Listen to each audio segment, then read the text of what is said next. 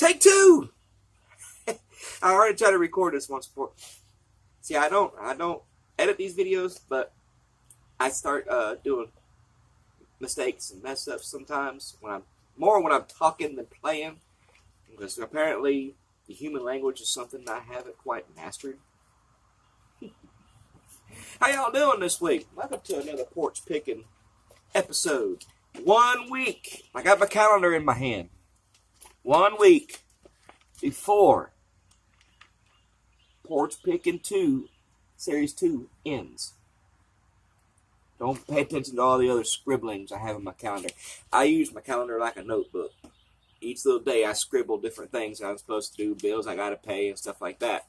But also for Series 2 Porch Pickin' ends on the 15th of this month. That's next week. Next week. Another big thing happening this week. Well, big for me, probably not as much for you. I will be another year older come Sunday. What a blessing, right? To be another year older. You know, blessed to see another year come and go. And it's been a long year. Things happen, but life. But you know, I would tell you how old I'm going to be, but y'all get jealous to know that I'm only going to be 22 years old. So I said it. I'm sorry. I wasn't supposed to say it. But yeah, my birthday's coming up this week, so I'm happy about that. Now let me flip the calendar over to show you. Series 3. I already got it marked in the calendar. July 13th. 13th, Series 3 begins. And I've already got, and we got how many months we got here to go? Boom! We got from July. We got from August. We got September, October, and then we got November. And looky here, for the holidays. Series 3. And if you could read my doctor's handwriting. My doctor handwriting. Yeah. English. Series 3 ends on November the 16th. We have a very long way to go once July 13th comes here. I try to do at least 5 or 6 months worth, which should give us around roughly 24 videos, you know, if I do them once a week. But, yeah. So big plans. I've already got everything mapped out for the series and everything else, which means Series 4, we'll pick back up in the new year. January of next year. So, boom! Enough of me jabbering. We ready to share some music today? Let's do this. You came to my porch today for me to share some stuff with you, and I'm going to do that with you today. So let's get our banjos out. And I also got my guitar here. I want to share a few things there. Now, I'm going to try to speed these things along and not try to take 25 minutes on this video. Listening to me go on and on and on for 25 minutes. Alright, here we go. Let's get into the fretting strum. We know what we do by now. Let's get our fingers looped up, ready to go. So strike, strum, quarter note to eighth note. 1, 2, and 3, 4, and 1, 2, and 3, 4, and 1.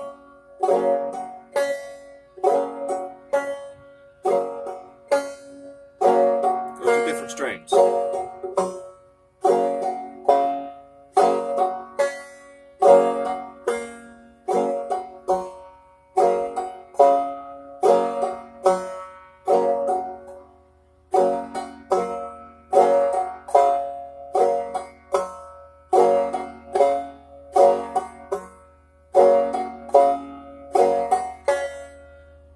Let's get into it. Cripple Creek.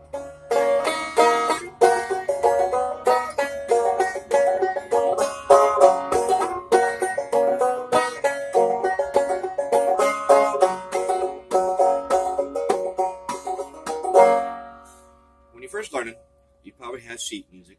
You're probably watching this, the YouTube, You probably have tablature off of a website somewhere and things of that nature, which is awesome. Use what you have available for the times.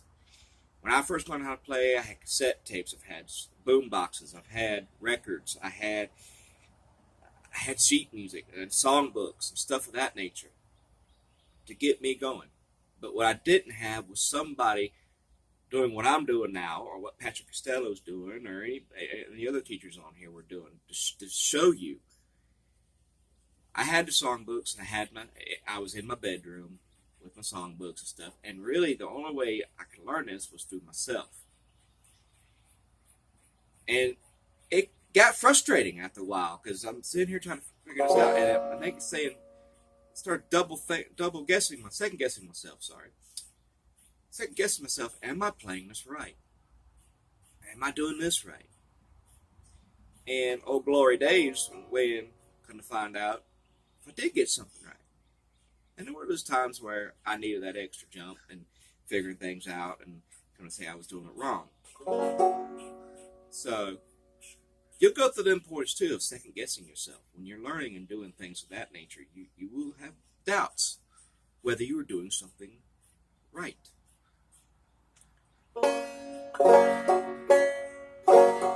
You start second guessing. Am I pulling my thumb off at the right time? Am I plucking it too loud? I would get so bad with it and get so hung up with it that I would actually do Google searches. I think I was like 7 months along trying to learn to play the banjo. And I would actually do Google searches. What people sound like after only playing banjo for 7 months. Just to see if I was progressing where I was supposed to be. And I was just that bad.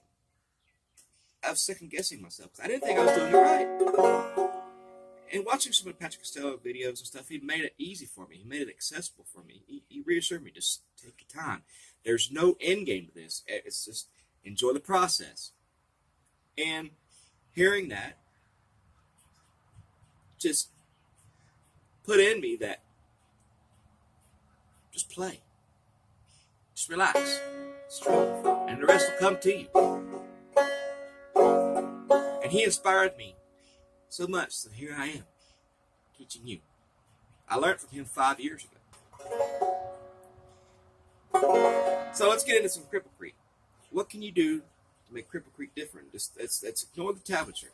Let's see. How I learned how to play it was,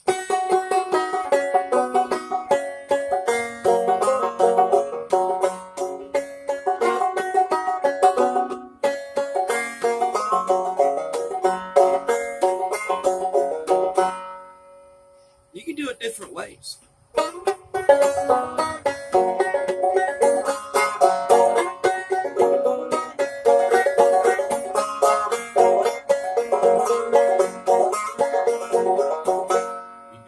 Slide.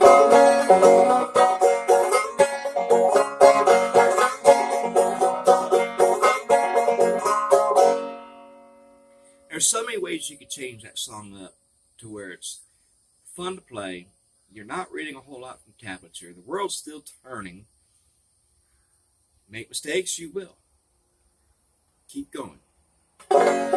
So let's play Cripple Creek. Now, if you want to play it the normal way, it's fine. And it's just double thumbing, like we learned 2 weeks ago. That's all that is on the first string, opening up. 5th to the 2nd fret, open. 1 and 2 and 3 and 4 and. Just have to get the count right. 1 and 2 and 3 and 4. Let me get this right. And then you go to the 2nd string, 1st fret, to the 2nd fret on the 1st string, and open 1st string. And then you go to the open string on the 2nd string, open string on the 2nd string. I can't talk today. Start over.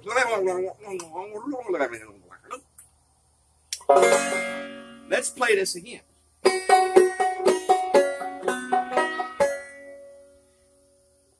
first string, 5th fret. Second fret, 1st string. Open, 1st string. 2nd string, 1st fret. 1st string, 2nd fret. 1st string, open. And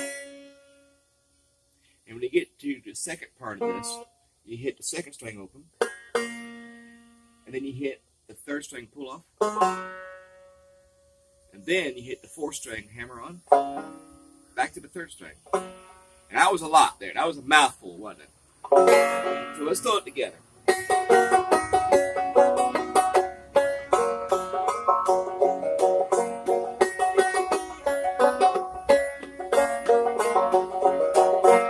And when you get to the 2nd string open part, throw in the strum phone.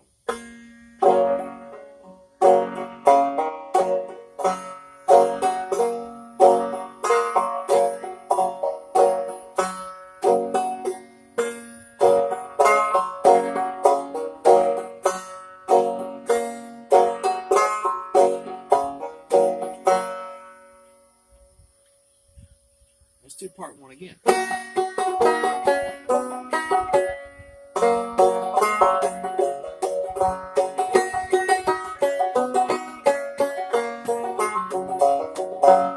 we can play part A a different way. And this way, because the first part you were doing a half chord on the C chord. This way, you actually use the full chord, which I love to prefer that way. What did I do? And I slide from the 2nd fret to the 5th fret. And do like a hammer-on, full chord hammer-on the C chord.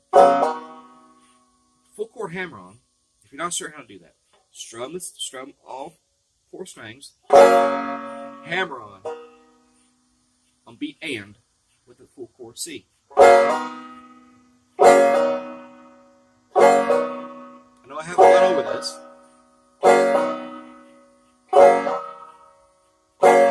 So let's try that. And so you have already you have a different way to approach it. So what am I doing there?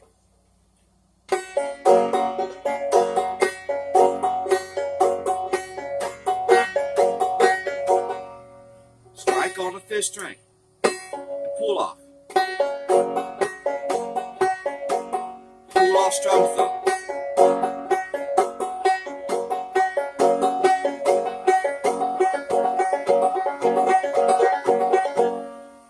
So let's try that again.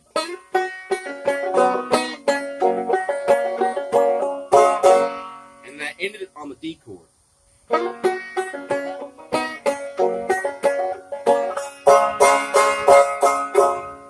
D. Open G.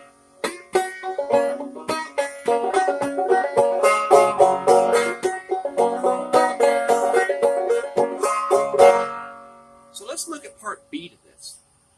We'll find out different ways that we can tone it up to make it more fun and different variations of it, to where it's not just what's on the page, not what's on the tablets written for you to play. That way we're not focusing on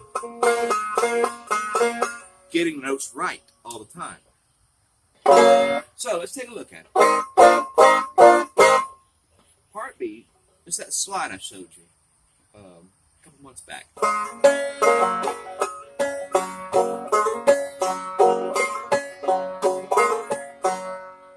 3rd string on the 2nd fret, slide to the 4th. Open 1st string. Open 3rd string. Strum thumb.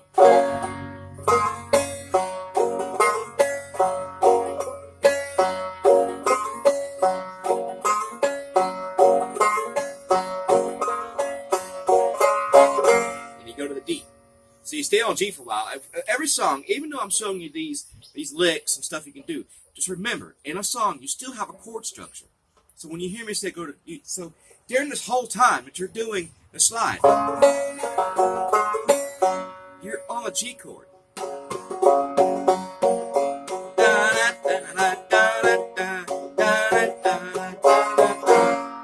So you're still playing the G chord until you get to that 2-beat D chord.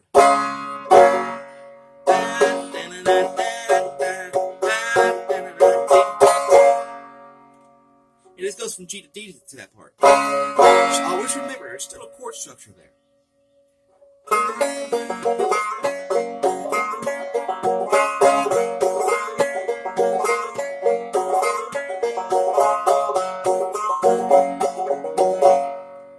So what if you play a full chord slide, starting on D7 to the 4th fret?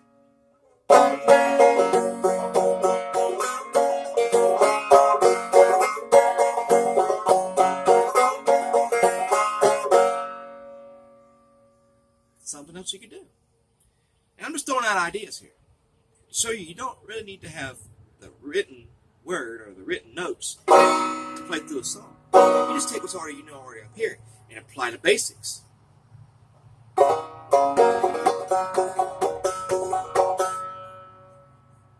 And also keep in mind, when you're picking out the melody, most of your melody runs and the scale will run within the first 5 frets.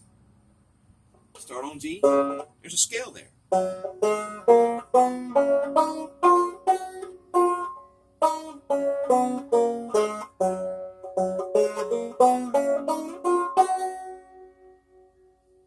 It's a G scale. We're tuned to G, the G chord. You got that G scale. So most of your melody is going to be within the first 5 frets. Usually.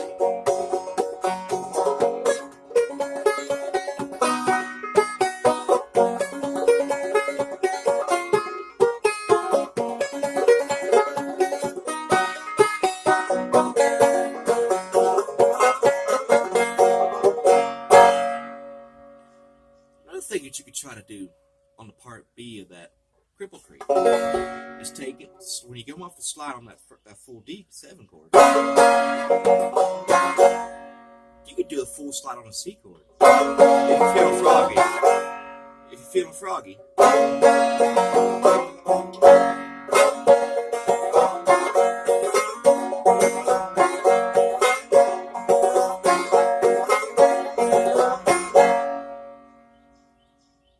So, your homework this week is to take a song like Cripple Creek, take a song like Mountain Dew, Bowl 'em Cabbage Down, Old Joe Clark, and figure out the different things that you could do, different ways that you could play through that song. You don't have to play it in traditional written notes like they do. Just explore. Now, I do want to touch into a little guitar on here. I got a couple minutes left, so I want to do that. So, I just asked my banjo students here to bear with me while I do this, because I know and you never know, I might inspire somebody to pick up a guitar too. And that's what I'm trying to get from this, is inspiration spread out amongst everybody. I just want to inspire everybody to play music. So, I'm going to pick up my old friend here. And, play a few things.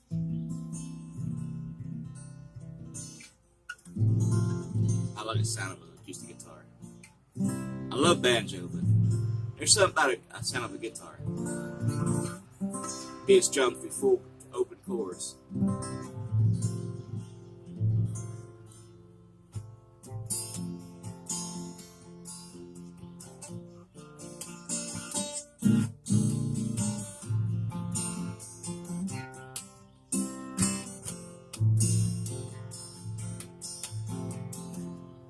So, if you still, even with the banjo players right there, you can still play along with me. Because I'm still doing the same thing. It's the same rhythm. Strike, strum, thumb. The only difference is, I'm playing it with my thumb on the strike. Strum, index, thumb, strum, index, strike, strum, index. You notice something here, if whenever you pick it, if you want to play a finger style guitar,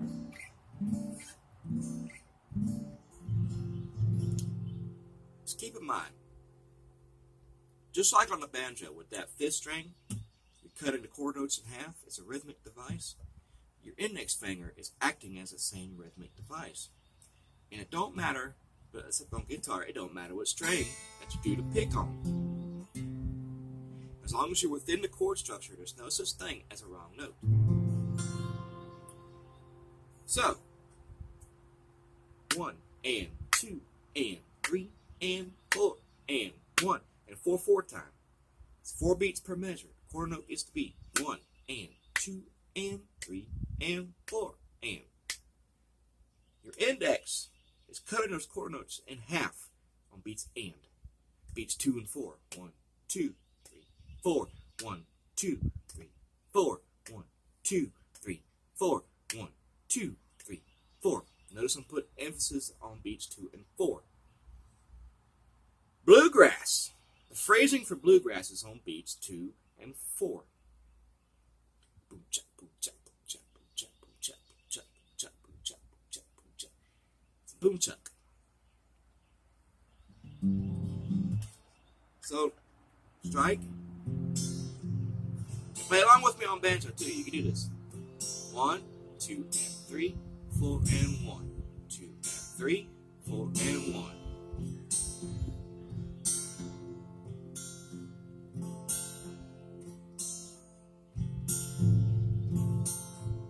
C, G, D, G.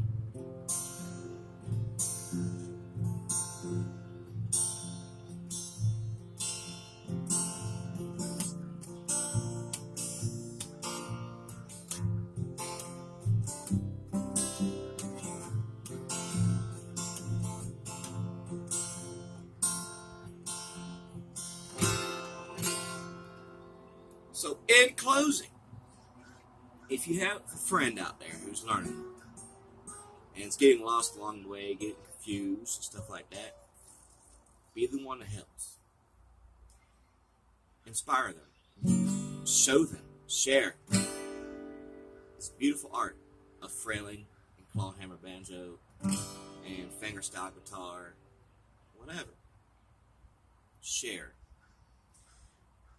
I'm bringing out the guitar today too because I want to discuss it too because I am going to be playing a lot of it and started teaching guitar in Series 3 as well. I might make the videos starting to be a two-parter. Half will be guitar, half will be the banjo. Whichever one I get to first. Because I love both instruments and I want to start sharing on both. I know Series 2 focused primarily on the banjo. And actually, Series 2 actually began on January 12th.